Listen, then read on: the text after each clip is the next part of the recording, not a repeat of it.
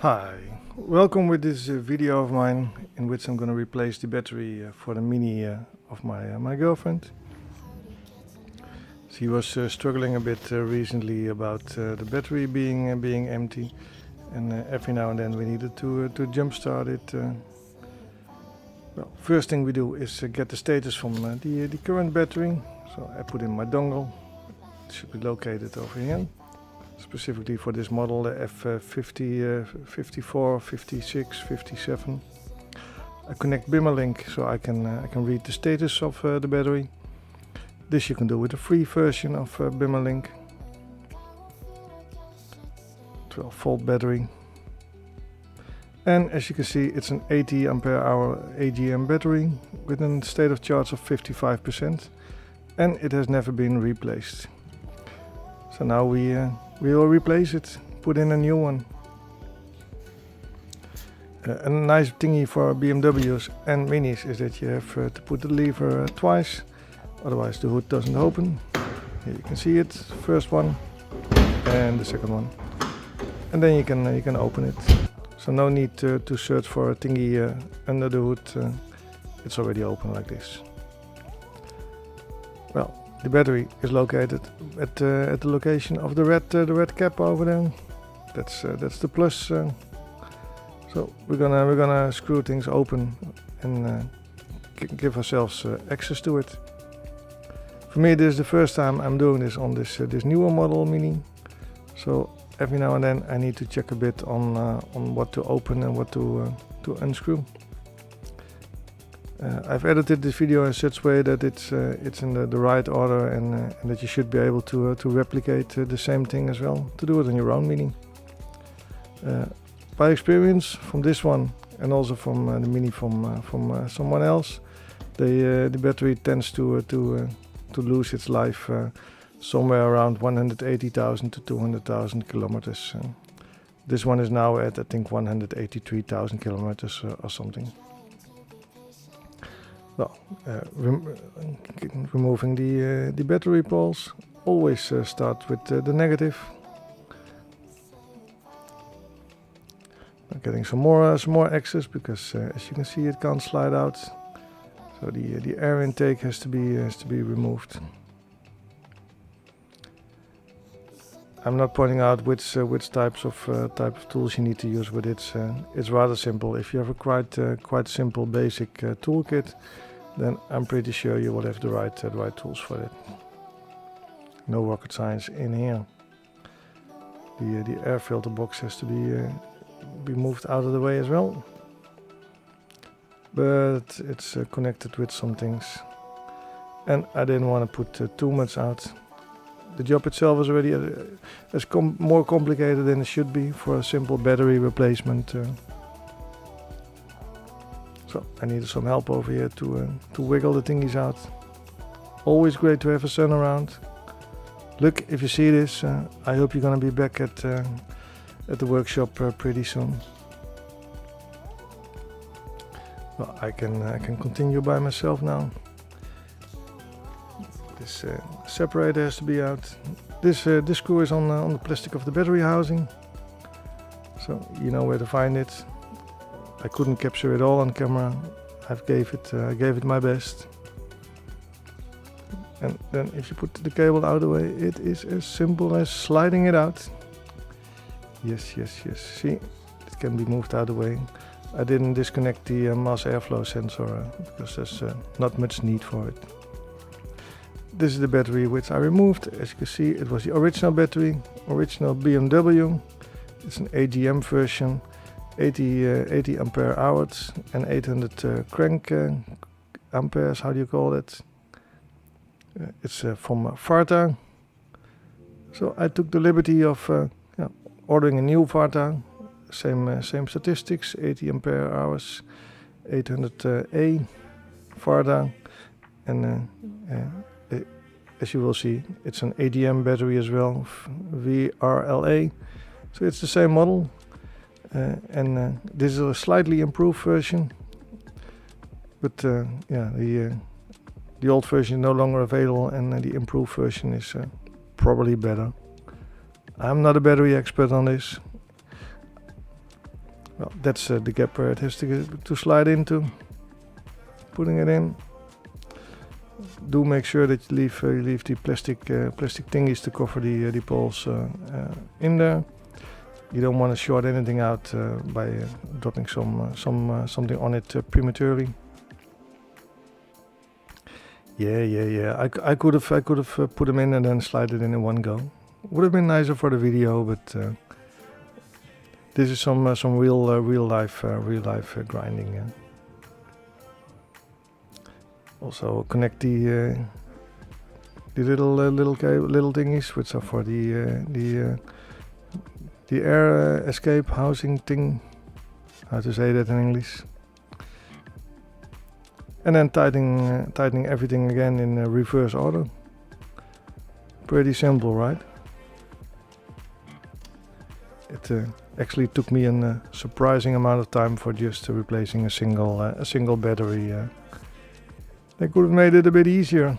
Ah well, let's go, let's do it. First connect the plus. Like I mentioned, always first connect the plus and then connect the minus.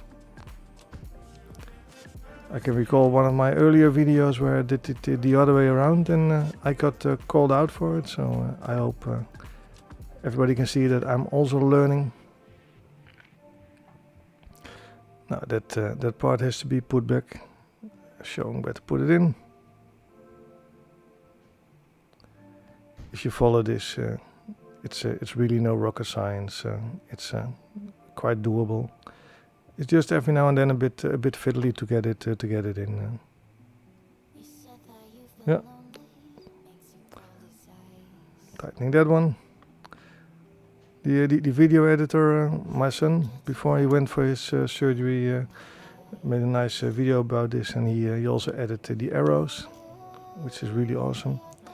Just tighten it, don't overdo it. Fixed is fixed. This one has to be put on there.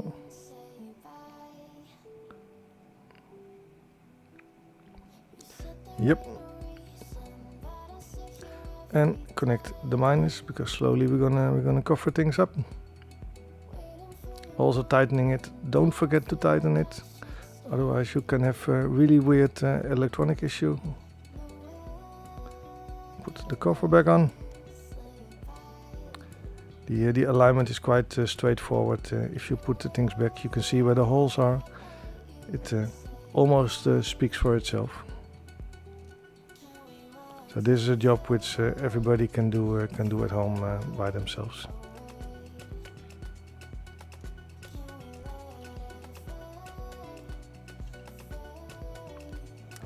Yeah, that one has to go in the back. Like I mentioned already, the way Mini has designed it, or BMW has designed this, quite a lot of screws and thingies.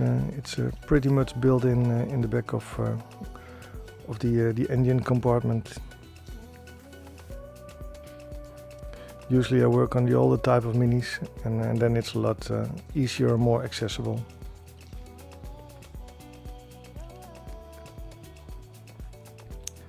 Put that one back.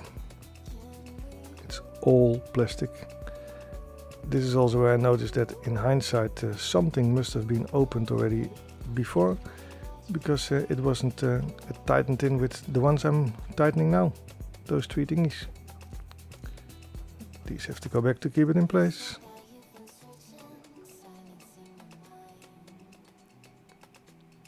Yes, nice. Okay, little screw here, little screw there. Just turn it around and it's connected. Put the rubber back in place.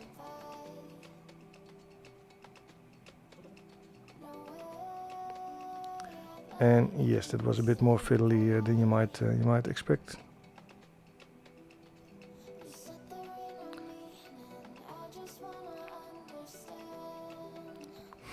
It's open again. Aye.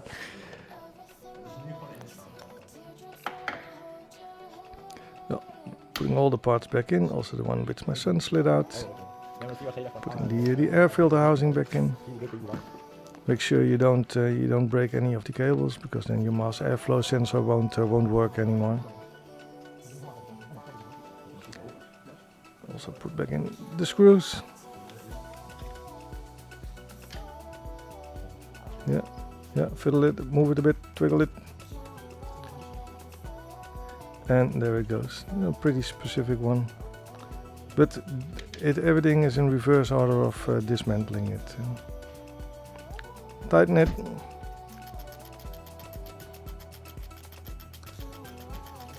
Yeah. Good.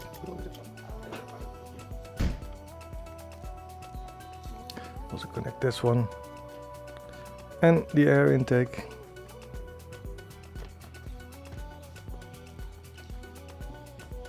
Also tighten that one. It's also a bit of a check for me to make sure that I didn't miss out any screws. I'm kidding, of course I didn't miss any screws. I knew that already.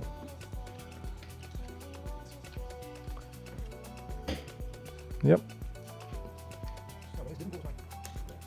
Done. Good. Ready to go, isn't it?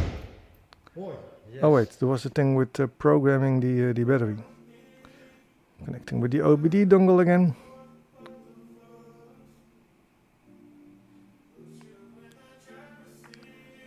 And go back to the 12-volt battery. Because this battery needs to be programmed. You can see same type, 99% of charge. Battery needs to be registered.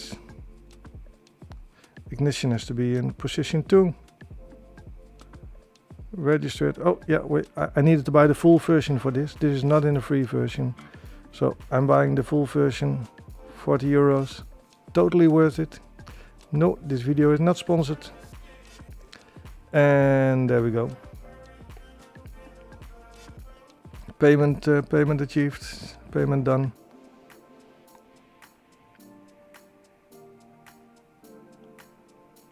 Okay, now we can try to register it again. Yes, and register.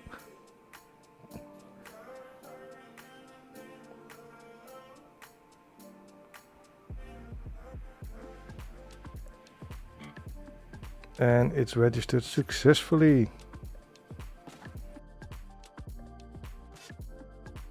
And you can see the current mileage, 185,390. So good for another almost 200,000 kilometers. Thanks a lot for watching. See you next time. Bye bye.